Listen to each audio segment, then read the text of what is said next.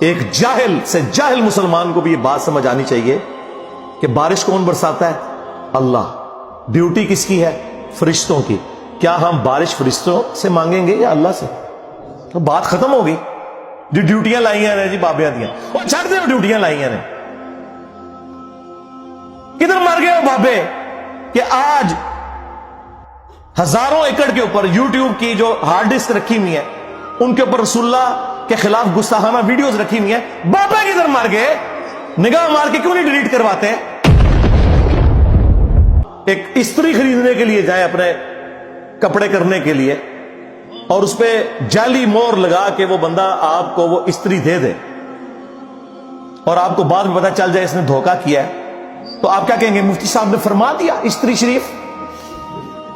آپ غصے میں بھرے ہوئے جائیں گے اور کہیں گے کہ تو داڑھی رکھ کے بےایمانیاں کر رہا ہے، کہیں گے نا۔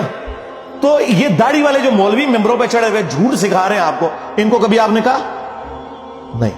آپ فرق دیکھ لیں، جہاں آپ کی دنیا کا نقصان ہوتا ہے نا، نہ آپ کو مفتی کی داڑھی نظر آتی ہے، ہو سکتا ہے آپ جا کے آگ لگا دیں اس کی داڑھی کوئی، لیکن جہاں آپ کا دین کا نقصان ہو رہا ہے آپ کہتے ہیں مفتی صاحب نے فرما دیا، وہاں لاکھ چیختے رہے کہ یار یہ مفتی صاحب آپ کو اپنے بابوں کا دین بتا رہے ہیں، کتابوں میں دین کچھ اور لکھا ہوا ہے، ٹس سے مس نہیں ہوتے۔